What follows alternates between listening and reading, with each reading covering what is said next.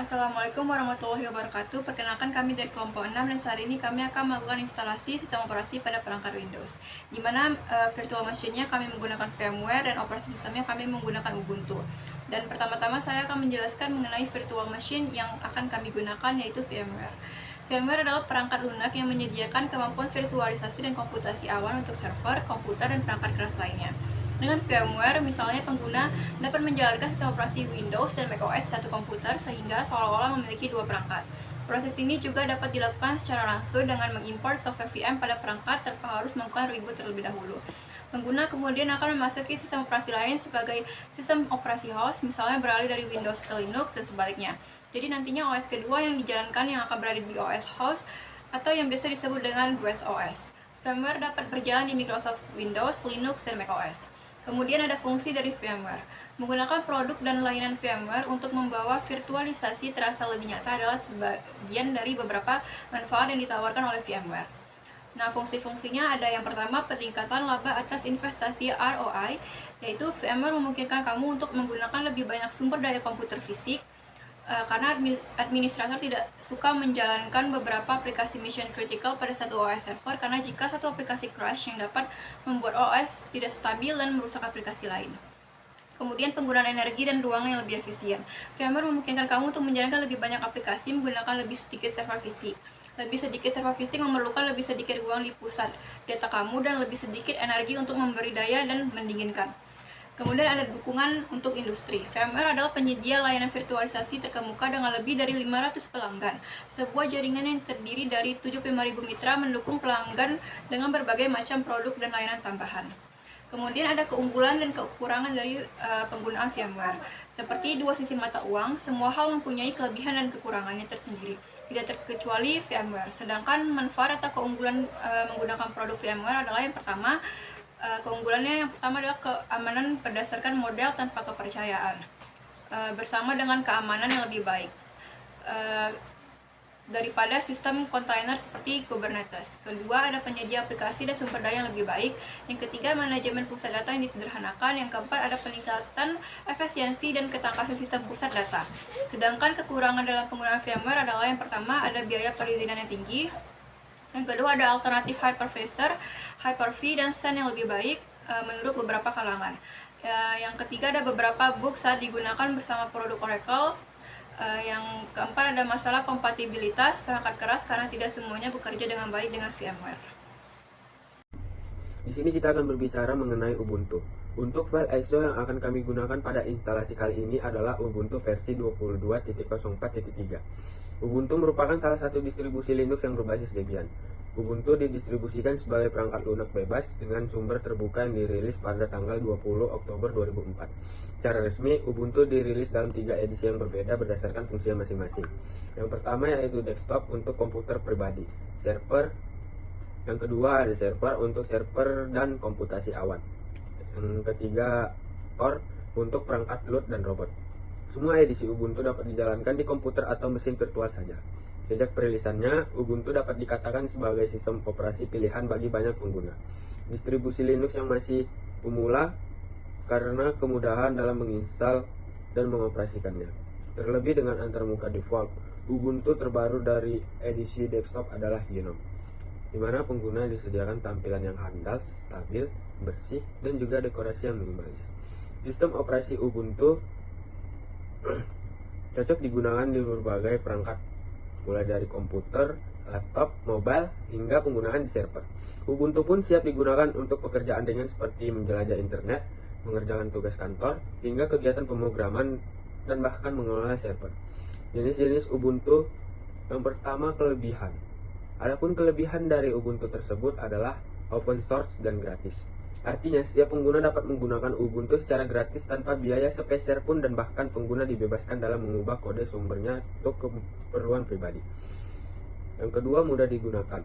Mungkin banyak sekali pengguna komputer yang beranggapan jika sistem operasi yang berbasis Linux ini membutuhkan keahlian khusus dalam mengoperasikannya.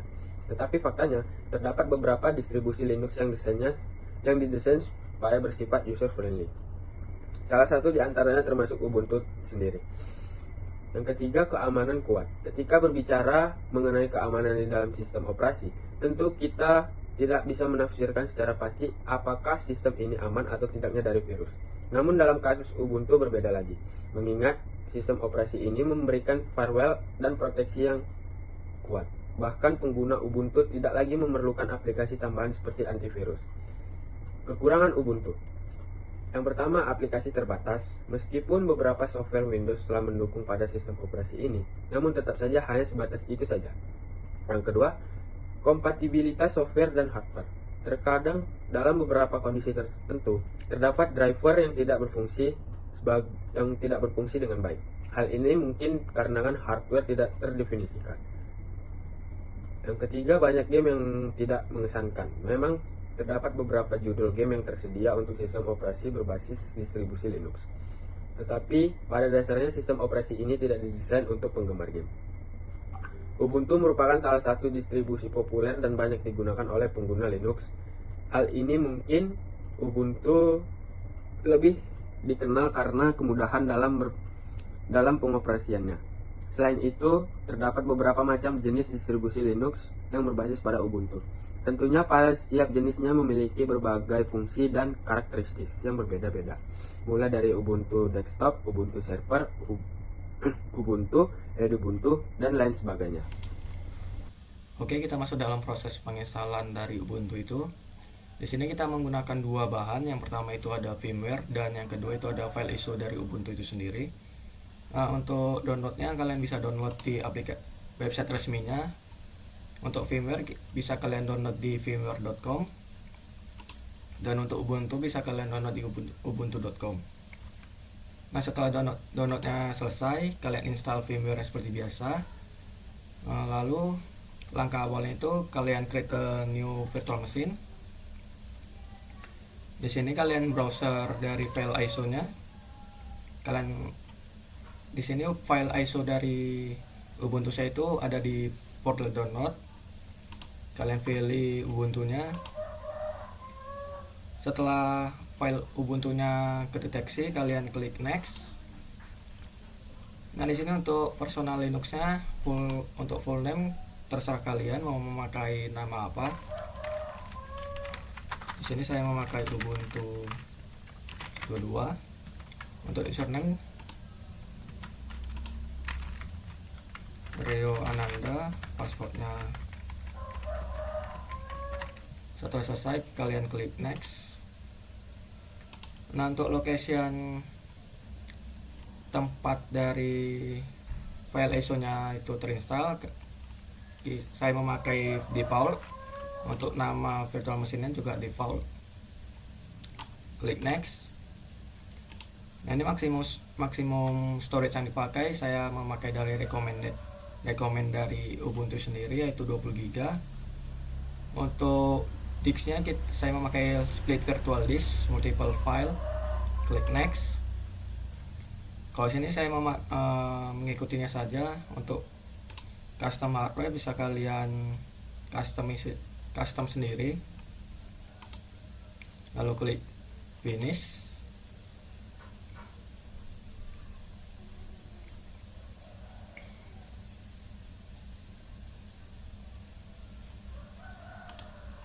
Kita tunggu prosesnya. Nah, langkah awal kita untuk menginstalnya itu memilih layout dari keyboard. Saya memakai keyboard layout dari English US. Kita klik continue. Di sini saya memakai defaultnya saja. Untuk meminimalkan dari penggunaan storage bisa kalian klik minimal installation, tapi saya memakai normal. Baru klik continue.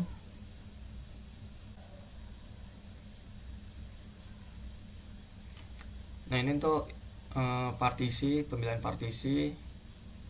Kalau kalian mau custom dari partisi kalian sendiri, itu bisa kalian klik pilih something else, baru klik continue. Tapi saya memakai erase disk and install Ubuntu karena supaya lebih cepat. Baru klik install now.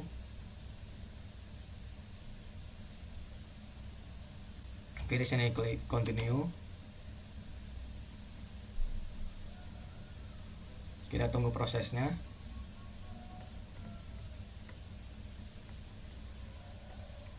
Nah, untuk lokasi bisa kalian jika di Indonesia pilih Jakarta.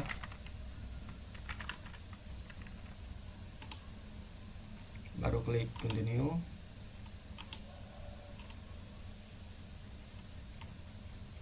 Nah, ini untuk nama dari Ubuntu kita.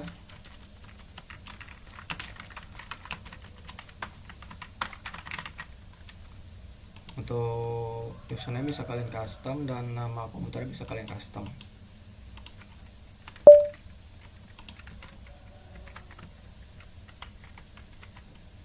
Sini untuk supaya tidak ada password bisa kalian pilih login automatic, ataupun untuk jika pada saat menggunakan Ubuntu-nya kalian mau menggunakan password, bisa kalian pilih require my password to login. Habis itu klik continue.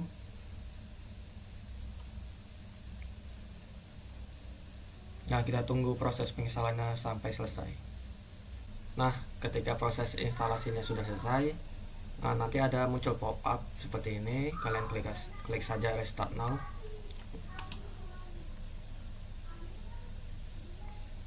Nanti proses restartnya sedang berjalan.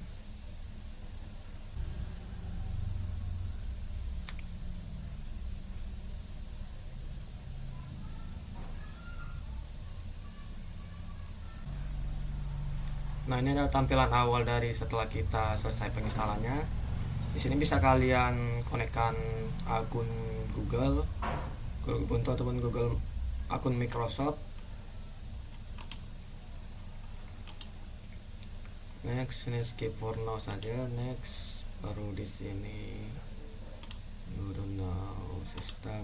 Next. Nah, ini ya sudah selesai. Bisa kalian lihat di sini ada beberapa aplikasi bawaan dari Ubuntu.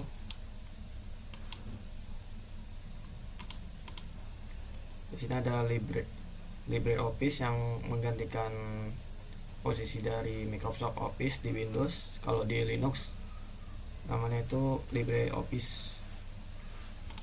Di sini juga ada Firefox. Kita coba gunakan.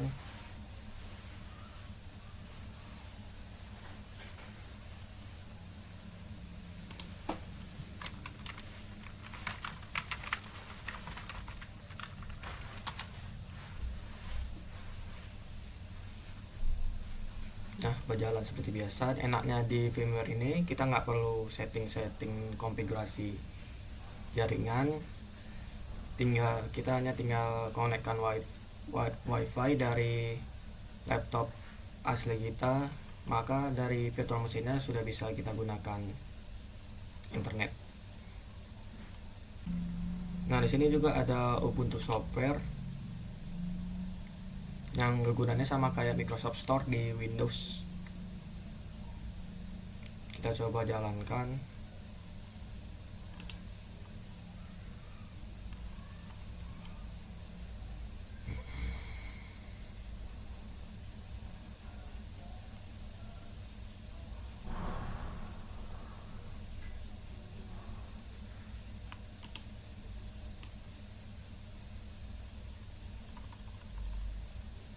Nah, di sini juga ada LibreOffice Writer yang menggantikan posisi Word di Windows.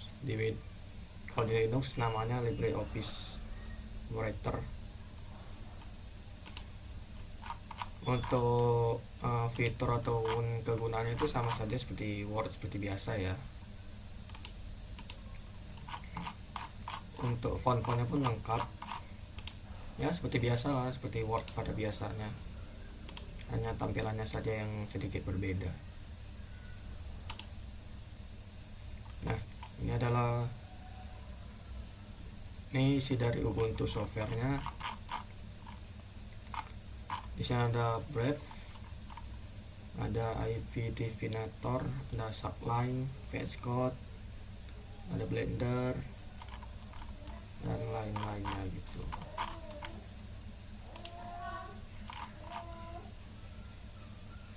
Mungkin itu saja.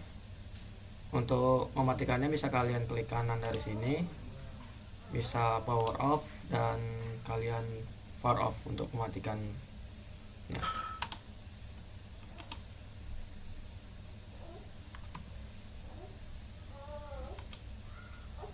Mungkin itu saja. Terima kasih setelah menonton video ini.